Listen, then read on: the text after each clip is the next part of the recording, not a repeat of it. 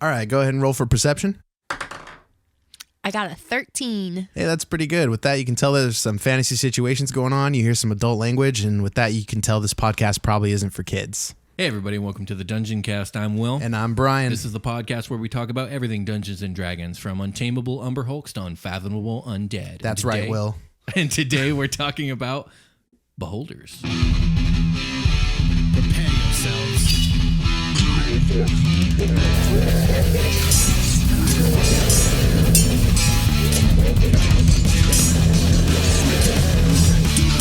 I cast Fireball.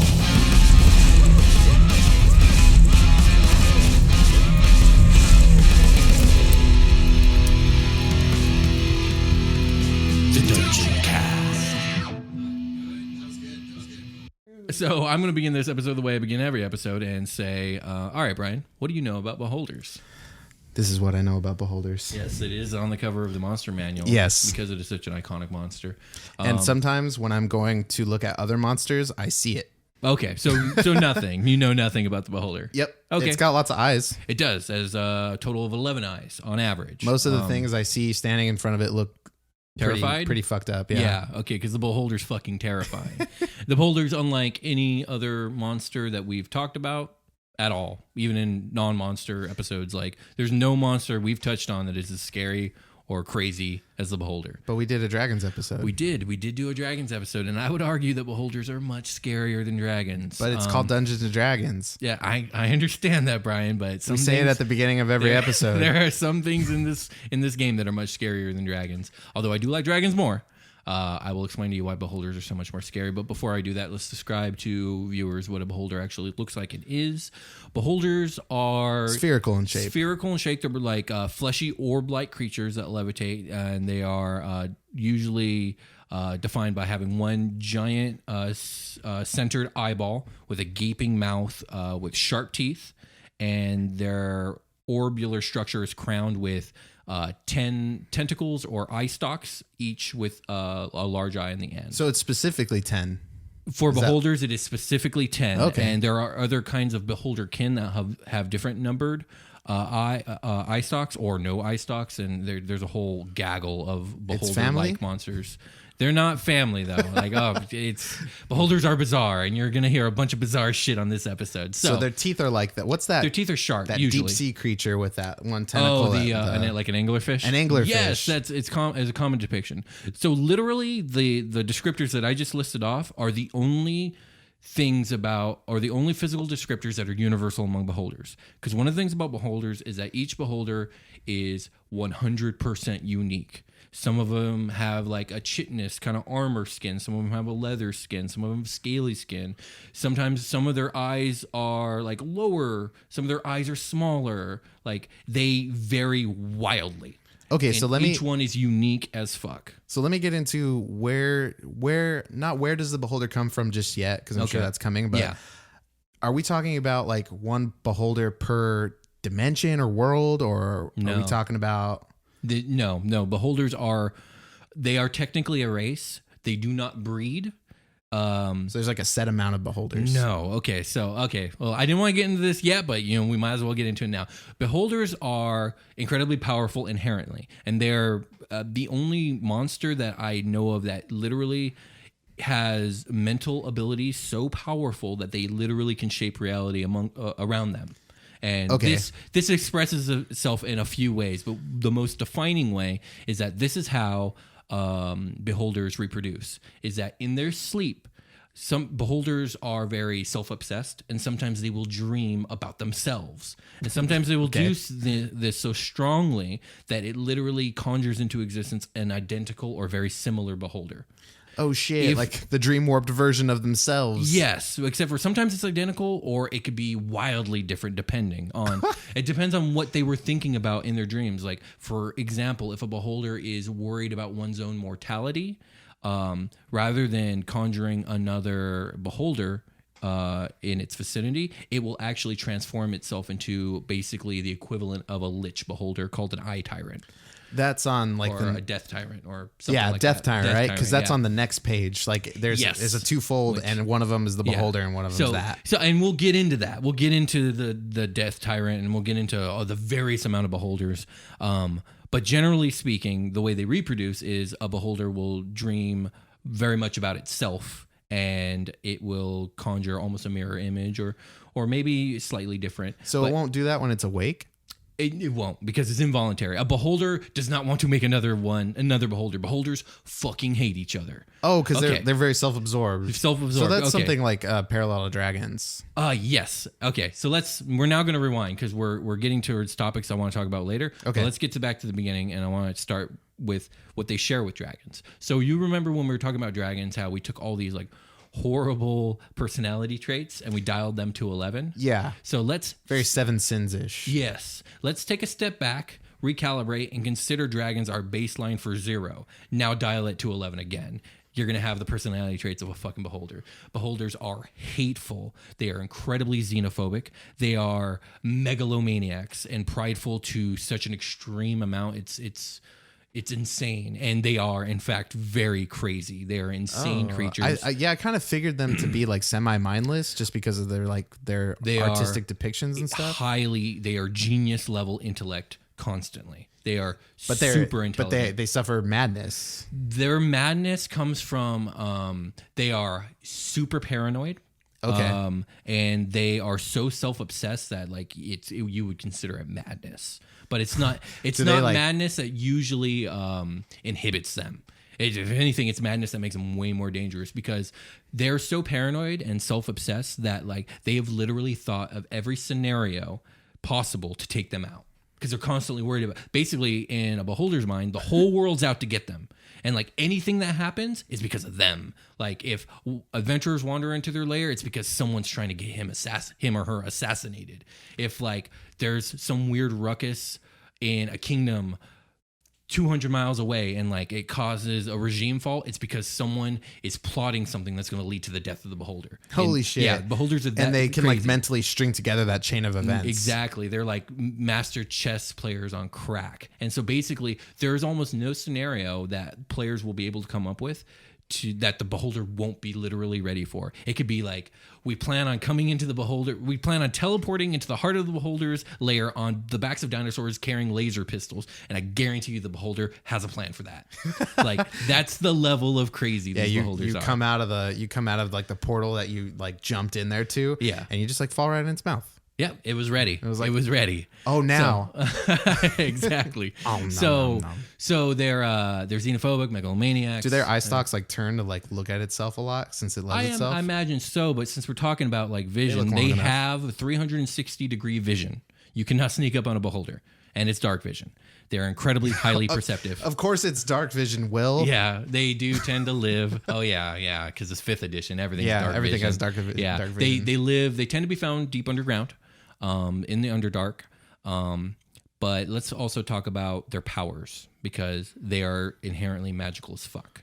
So, each of their eye stalks has a different laser beam that comes out of it, and there are 10 different beams that can come out of these eye stalks. Fuck yeah. I'm going to try and remember them off memory without looking at my list, which I think I've made. I'm not even looking at my notes now.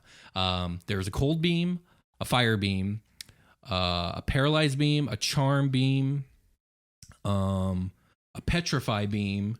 There's a death beam, a disintegration beam, a telekinetic beam. Say poison beam. There's no poison beam. What? They don't fucking need no poison beam, bro. Well, there might be a fear beam. Okay, I'm gonna now look. Where are my notes? I wrote it down.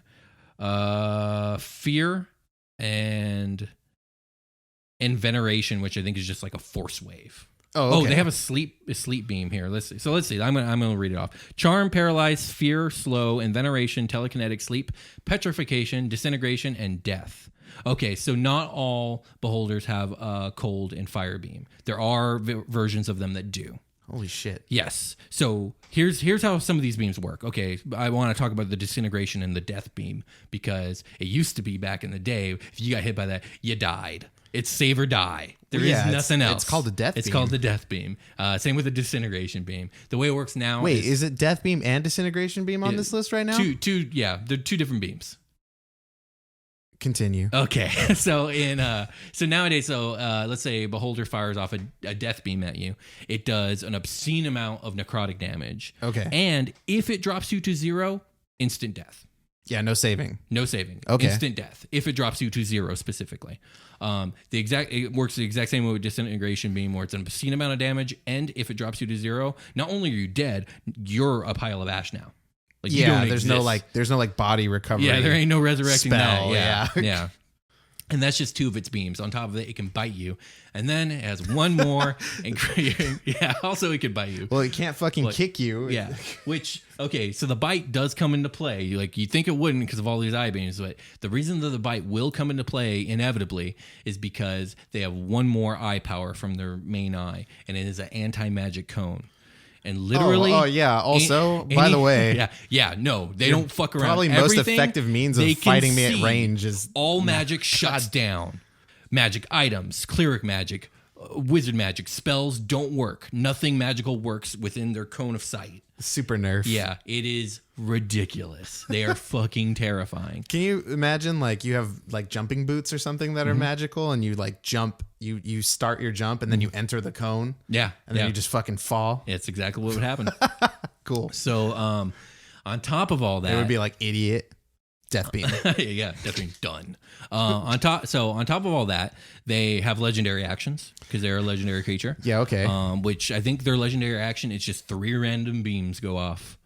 From its eyes? From its eye stalks, just 3 random beams. So I was afraid you were going to be this thing's got 11 turns because it's got 10 eye stalks. Oh my God, can you fucking imagine? That'd be a nightmare. Well, it basically does, though, because it's got legendary actions that. Yeah. Well, and it's 3 beams go off at random, plus on its turn, I think it can do 3 beams. So you'd roll your D10 to make them go off. That's how I would do it. Yeah. Okay, so on top of legendary actions, much like a dragon, they have lairs that they live in, and in their lairs they get lair actions if you're attacking them there, which probably deep in the Underdark, right? Yeah, well, usually, sometimes not so deep in the Underdark. Sometimes they live in other places, but this is where their reality bending kind of comes into play. So remember I told you when they drain, they do all kinds of weird shit. Well, while you're fighting them in their lair, they tentacles will come out of the walls and just grab you. Or random holes will appear and just all kinds of random reality bending shit. Fun. Yeah. So, word of advice, don't fucking fight a beholder. I've never had to fight one as a player, and I've never actually pitted one against my players because it's so fucking terrifying. I'm like, I don't really got a place for this right now. This is a level 15 plus endeavor, I would imagine. Probably I don't want to say level 20 because I've never been level 20 or anything like that. Yeah. But it's up there. It's got to be. Yeah, no, it's high level shit. Well, how do you pit how many players what's its challenge rating of this thing, basically? Off the top of my head, I don't know, but it's got to be 15 or higher. If you were to set up a combat with a beholder, how many players would you put up against it, and what level would you expect them to be? Considering they had good team composition. I guess I would want it to be a 5-part deep party. And probably at least level 12 to 14 at least.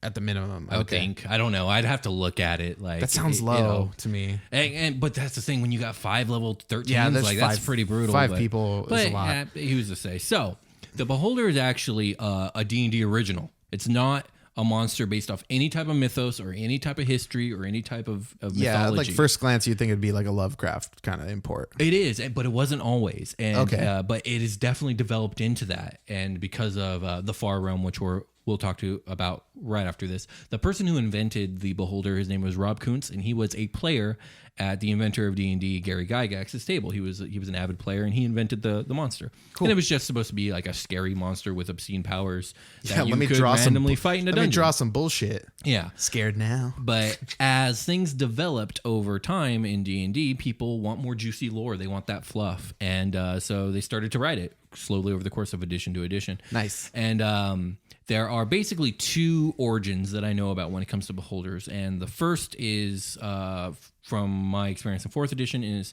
that outside of the planes of existence, of the positive and negative realms, the abyss, and all that, there is something beyond, and it is something beyond physics, beyond understanding. It is a place that, like, if you were to end up there, like, you wouldn't be able to exist there, and like your mind wouldn't function or understand what it's seeing. It is a place called the Far Realm, and it is very Elder God-esque. It's very Lovecraftian. It's of the 5th and 6th dimension.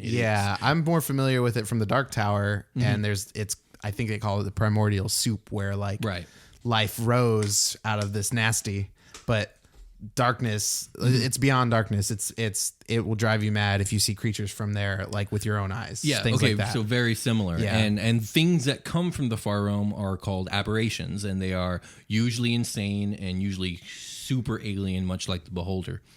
Another origin I've seen, and I also like, is that all beholders are children of a deity level being called the Great Mother. And the Great Mother, as far as I've read, is a sentient labyrinth that is infinite and insane. Okay. And she birthed the beholders. So and sent them into the world. So like a living maze, just like just spit them out. Gonna just yeah. You're welcome. Yeah, there it is. So yeah, those are the 2 origins I know about, and anything that comes from either this Great Mother or the Far Realm is fucking scary, fucking alien, and ununderstandable. Yeah, man. So there are different iterations of the Beholder depending on like which campaign setting you're playing in. Forgotten Realms is pretty standard. It's much just like vanilla D&D. Spelljammer is kind of an interesting campaign setting. We haven't really talked about it here on this podcast, mostly because I only know so much about it. But I've heard of it, but it's not something I'm familiar with. Basically, Spelljammer is like kind of space travel, but not exactly. Basically, it's like interplanar travel on these weird magical ships that like sail across these astral seas, if you will. Cool. And like each plane is contained within like this crazy crystal orb, and you can travel through these orbs if you have, I think, a Spelljammer, which is like an object. It's like an engine that a wizard can operate or something like that. Nice. Okay. But in Spelljammer, there are like these intergalactic species from what you would, consider the Far Realm. Sorry. And it'd be things like illithids, like mind flayers, or aboliths, I guess. But there are beholders, and beholders are very powerful in Spelljammer, probably as powerful, if not more powerful than what I've already described. But they are constantly in intergalactic, interracial species war with each other. That's fun. And it is basically said that they are the most powerful beings in the world, and if they ever stop fighting, the world's fucked. But because they're gonna like not fight each other, and fight whatever else is. Because I was gonna ask you, like, okay, so this creature, the Beholder, is just like chilling. That doesn't seem Beholders there's gotta be something to keep it busy, spend their right? lives trying to dominate everything around them. Yeah, that's what I'm saying. They hate everything. They're so full of hate. Like they hate. Yeah, and so if you have a campaign setting with a Beholder existing in it, like it doesn't make sense unless it's something's keeping it busy, right? Yes, and they're usually keeping themselves busy in their insanity, but oftentimes they are plotting or are in the middle of their undertaking of plans to like conquer entire civilizations in secret. And oftentimes there are beholders that are running entire cities from like the Underdark. Those types of beholders you call they're not solitary beholders. There's like 3 types of regular beholders. One is solitary beholders, and they're the ones that keep completely to themselves and hate everything. Okay, I get it. Okay, I can see it because they're so paranoid. They're gonna like move the pieces around to like make it happen externally from them, basically, without putting themselves at any risk. Right. Okay. So these ones are called tyrants. That's what they're called, and they have managed to keep their paranoia in check. Okay. It's not gone, and sometimes it'll come back, and it'll come back in waves. But for the most part, they got that under control, and they will deal with other species. They will never deal with other beholders, but they will deal with other species in a tyrannical kind of way, like I own you, you do what I say. But they consider any type of disobedience or failure like death. You're done. Yeah, You're death done. beam. Yeah, boom, done. There is probably the most famous beholder that I can think of that like is an tyrant. Is there is a beholder? I think his name is Xanathar, and he runs a thieves guild in a Forgotten Realm city. I think it's Baldur's Gate, but I don't remember. My name's Xanathar, and I run a thieves guild. Yeah, and well, the thing is, he runs it in secret, and no one really knows who Xanathar is. They just know that he's existed for a very long time. Maybe he's an elf, maybe he's a powerful archmage, but really, he's a beholder. Cool. And he's not. It's like an open secret. So his everyone who's like reasonably involved with the guild knows, but like any like outside vendors that they're hiring to do stuff, they don't know, or the general public doesn't know. Yeah, and what also isn't known even by the members of the Thieves Guild is that Xanathar is not the first. Like he has birthed himself. And okay, remember how I said that beholders in their dreams will sometimes dream them like a copy of themselves. Yeah, just dupe it out. Well, those two will fight to the death, and then whoever's left takes over. But the thing is, they both think they are Xanathar, and they both think the other is the imperfect copy. And they have the same memories or whatever, like and they the might as well Prestige. be. Yeah. So the one that would it birth something that's like asleep? Because I feel like if you like are sleeping and you birth your equal.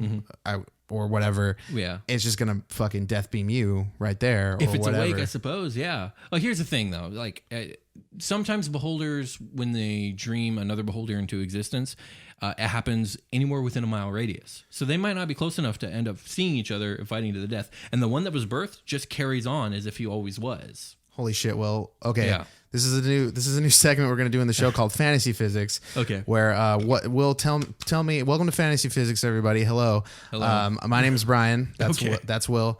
And this is news for me too, guys. Yeah. Will, what would happen if two beholders shot death beams at each other and they collided? I imagine the universe would end, Brian. No, I don't know. I actually have no idea. No, that was not a serious answer. If they both shot death beams at each other and collided. Oh, you mean if the death beams crossed? Yeah, if the death beams. You never cross the beams, right? So I don't know. Like never according to Ghostbusters logic, you never cross streams. So fuck if I know. Yeah, maybe the universe would end, Brian. I don't know. I have no idea. And this has been the first edition of Fantasy Physics on the Dungeoncast. Thanks everybody. I hope it was helpful. And with that, we're going to take ourselves a short rest. Yeah, let's do that. I need some water.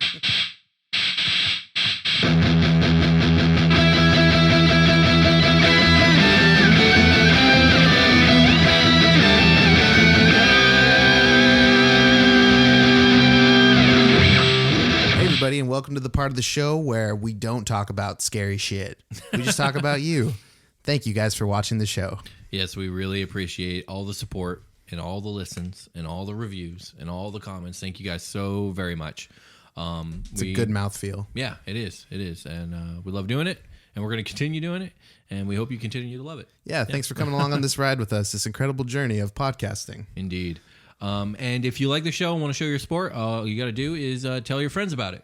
And in fact, just to sweeten that deal of not just our awesome content, for spreading the word, if you spread it on Twitter, we are running a contest where we're giving away 3 custom Hero Forge miniatures. That's right. And so on July 4th, or probably July 3rd, July 4th. On July 4th, I will basically pull from the list of people who tweeted out a link to our show with the hashtag Dungeoncast between the original date of us announcing this and the 4th, and we will pull 3 random names, and those 3 winners will win Hero Forge custom miniature. And yeah, I'm definitely doing it. Well, you're not allowed to do it, Brian. Sorry. That's probably fine. Yeah, it's only fair. So, well, should we? So, do we got anything else to give this bump? Other than that, you can find us on YouTube if you search the Dungeoncast. You can follow us on Twitter at the Dungeoncast. You can email us questions at thedungeoncast@gmail.com. And if you're watching this on YouTube, and I haven't really been saying this in the bumps, but I should be, because I edit the show, and I'm editing in a banner that has a question of the episode on it that Will puts together for us. So if you guys want to comment down below on whatever medium you're listening or watching us on, that would be super cool. It's spark some conversation. We want to know what your thoughts are. I don't know what this episode's is, but maybe we should have that ready in the future. Yeah, we should. But also, speaking of questions and people emailing us with questions, by all means, please do. We actually have a question that we're going to answer in this episode, probably more towards the end of the episode. But shout out to Jack for sending us a question via our email. And hey, Jack, we're going to answer your question at the end of this episode. Yeah, thanks, Jack. We really appreciate that. If anybody else wants to hit us up, we can answer questions. Yeah, I'd love to answer questions. Get our podcast on soundcloud.com/thedungeoncast or anywhere you can get podcasts. If you're using that iPhone, if you're using that podcast app, please leave us a rating and leave some feedback on there. We'd really appreciate that. Alrighty, I think we're done. I think we can get back to talking about the Beholder. The Beholder. Let's go back to the show.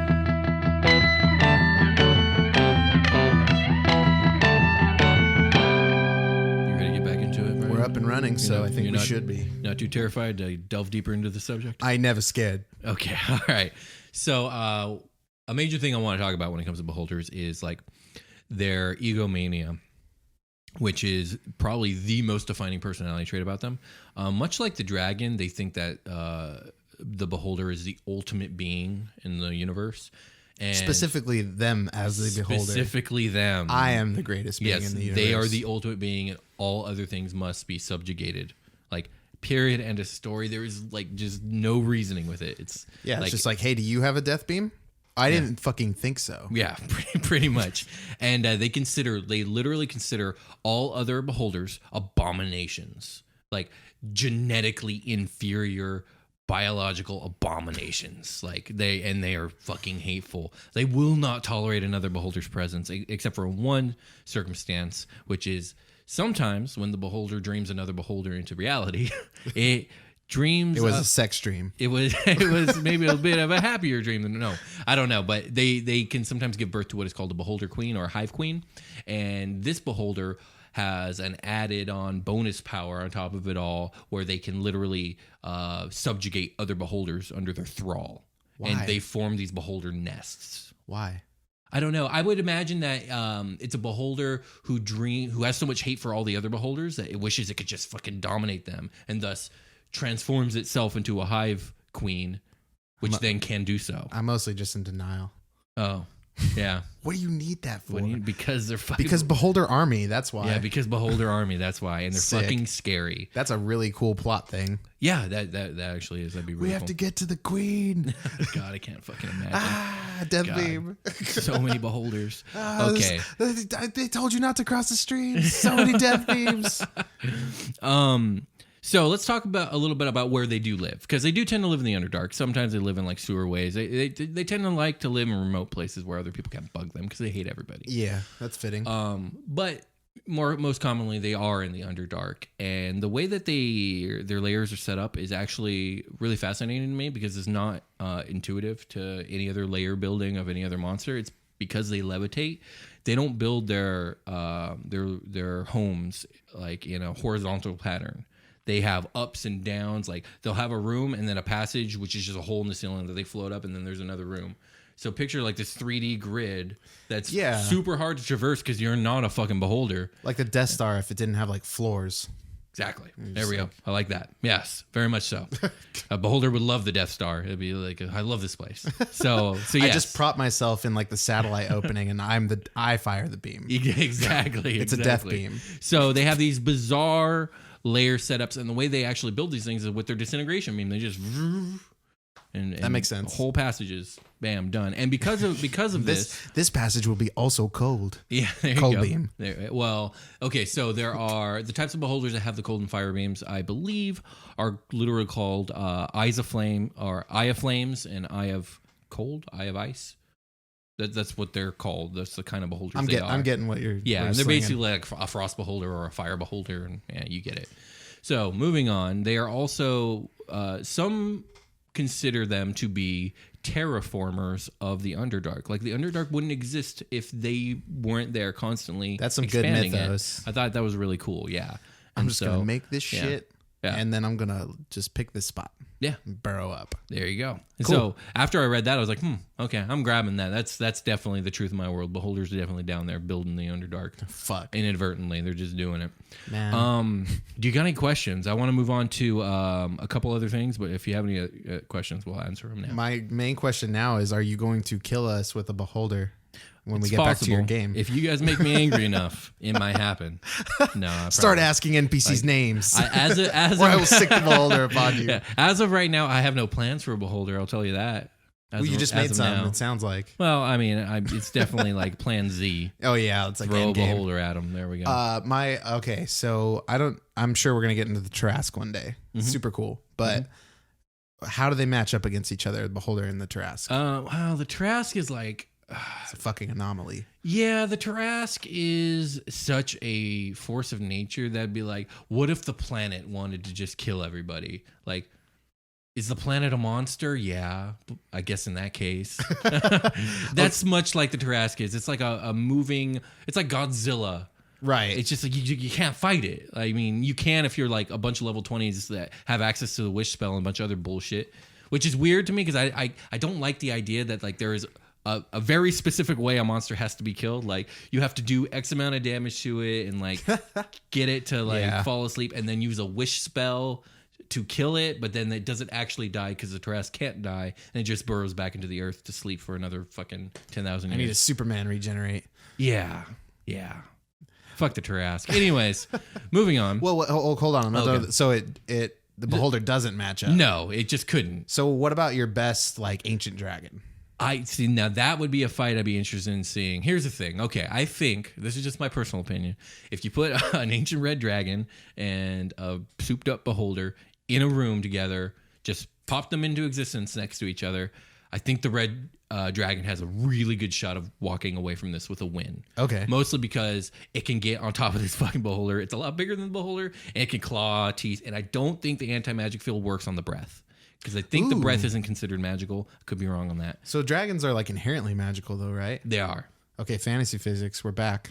Okay, all right, we're back. Fantasy physics, let's talk about it. Okay, what happens to like the dragon's inherent magic in like a field like that? Okay, so it shuts down. It like the dragon can't cast spells and all the like the elemental That's effects. nasty. Yeah, those won't work. But the breath, I believe, still works. Okay.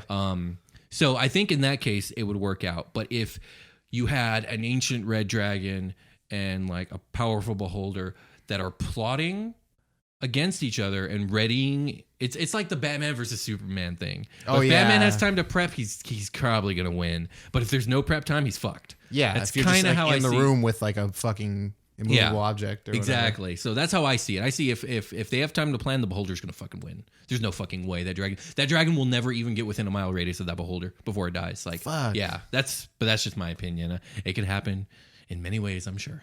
Yeah, who knows how it would go down? It's up to you, DM. Yeah.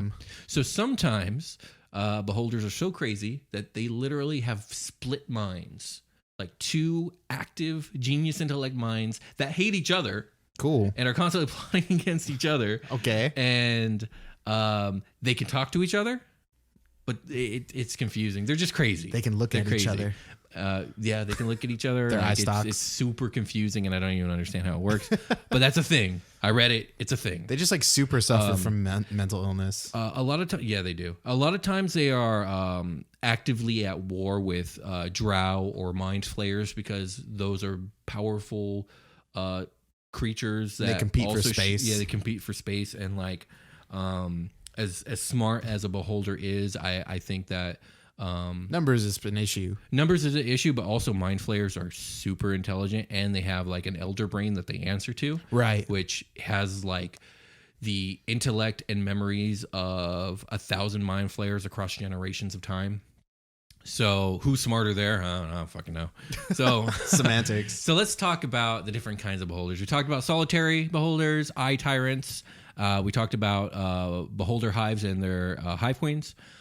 We talked a little bit about death tyrants, and when a beholder becomes a death tyrant, its flesh rots away and it becomes like a floating skull, and replacing the eye stalks are like these points of light that follow it and have the same powers and shit. And okay, so death tyrants are fucking scary because the art is scary. If a death tyrant kills you, you will resurrect as a undead thrall. Oh, fuck, and okay. Unlike other undead thralls that like a necromancer or vampire or Draco Lich kind of creates and controls. Some zombies.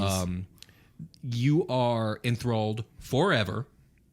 There's no way to unenthrall you, and it takes zero effort on the death tyrant's behalf, meaning that they could literally raise armies of hundreds of thousands of undead over time and have no problem controlling them all. Meanwhile, a necromancer or Draco Lich has a very limited amount of concentration and magical ability. Yeah, it takes a lot of stress on them to get like limited control over. Death tyrants are terrifying. Things. Yeah, that's fun. There is a beholder called a Death Kiss, which is if the beholder has recently gotten to a fight where it was like wounded very, very badly, or if it perhaps got into a fight with a vampire or something blood related in their dreams, if they have too strong of a dream about like blood, they might transform themselves or give birth to what's called a death kiss.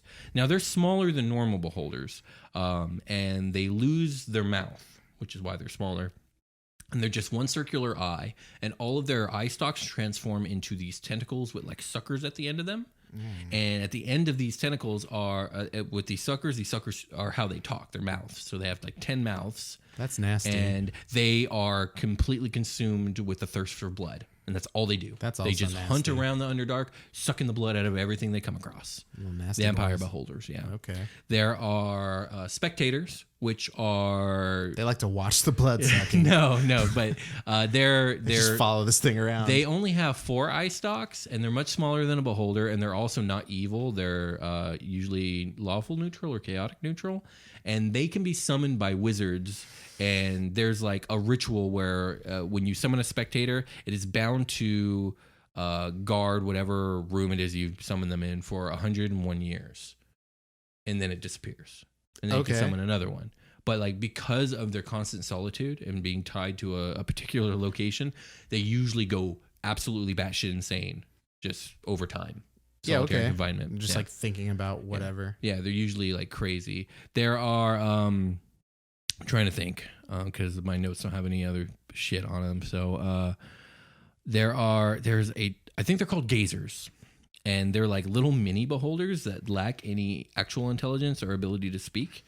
They're just like the physical magical embodiment parts. Like they just shoot the death beam. I don't know. I don't think they have the beams, but they're like little mini beholders, like maybe yay big, and they mimic speech. Anything they hear, they'll just mimic. And they're annoying little shitheads that follow the beholder around. But usually the beholder, because it is a literal copy of itself, like in miniature form, like ends up keeping it as a pet. And they'll have these little minion gazers running about. When it gets hungry, it'll just...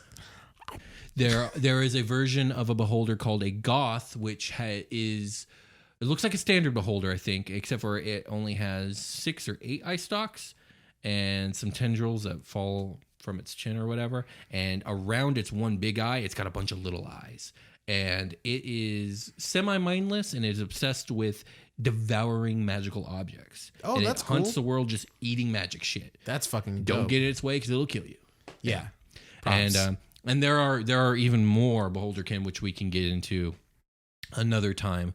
But do you have any other questions about beholders? I just like how they're all like they could explain like deficits of magic items in your world, the creation of the Underdark. Like, that's actually true, yeah. Like they're running a city in your campaign and nobody knows about it, and like you're like, oh, there's just a lot going on here. Yeah, absolutely. Holy crap! So are they more or less involved than dragons and like the meddlings of it varies on world to world. It's hard to say because both dragons and beholders like to keep them for themselves. They hate everybody, think they're the best thing on earth. Yeah, it seems like you got a lot of these big, like depending on the way you're going to run your campaign. But if you want to just like import the monster manual into your setting, you're going to have a lot of things that act this way competing for the same prizes and stuff like that. That's true. So that like eventually they might get in. Like I can imagine dragons getting in each other's way. Oh yeah, it happens. Yeah. So like, why not like the other creatures like the beholder and stuff and like. Yeah, beholders are often warring amongst themselves. How involved they're getting in like the lives of like mortals and civilization, I think it's fairly limited. Mostly because they're too busy either being crazy solitary. Yeah, they're keeping themselves busy in their like brain, holing themselves up. Yeah, or warring with each other, or in the Underdark warring with the Drow, or whatever. But I mean, wouldn't that be a cool concept if the beholders like decided to call a fucking truce with each other and like. After they've conquered the world, then they'll go to war. Like, so you just have like literally thousands of beholders coming from the Underdark, and they're here to take over. That'd be crazy. Look, we're all worried. Yeah. Okay, let's just handle it, and then we can worry about less. Exactly. So that'd be terrifying. But yeah, if you have no more questions, I would like to answer our listener's question, Jack. Yeah, we're gonna have other. Like how we're going to do more dragon episodes. We're going to do we're definitely going to have more beholder episodes. I want to do a beholder episode where we talk about strictly beholder kin. And we'll get into the lore of like death kisses, death tyrants, goths, gazers, spectators. It would be cool to run a one shot with like high level characters that like just build a beholder encounter basically. That'd be cool. Like build a beholder dungeon. Yeah, because like, yes, you don't need any more story than you guys are coming in here to kill this beholder. Yeah, you found out about this bad shit. Yeah, I like that. That would be fun to run. Yeah, and definitely. then we get some experience because I would like some experience with like some of these creatures. You know. Yeah, I agree. I mean, I know a lot about the beholder, but have I ever fought one? No. It would be cool, like because like just to get that hands on because you know you got to go. Probably that's the end of the campaign, most likely. Maybe. Or at least the end of a major story arc. Yeah, I mean, but either way, it's going to take some time. Yeah, I you know, even at high levels, like you run into a beholder, it's time to fucking run because they're scary. Like they're legit. They are player killers. It sounds like it. Yeah, they have a thing called Death Beam. So I don't know if you guys heard about the Death Beam. Death and disintegration. So our listener Jack sent in a question, and his question was, I don't have it in front of me, but I'm going to remember it verbatim as best I can. Use your brain. I'm going to use my brain power. And he was basically saying that he was setting up an adventure for his party where a beholder had kind of taken over a town in secret, like in the underground. And basically he was running these, the entire town. They were under his thrall, the beholder's thrall. Okay. So he wanted to know what we thought about that. And he also had a question about, he had an Is that kind of like a cult thing that we're talking about here? Well, it could be.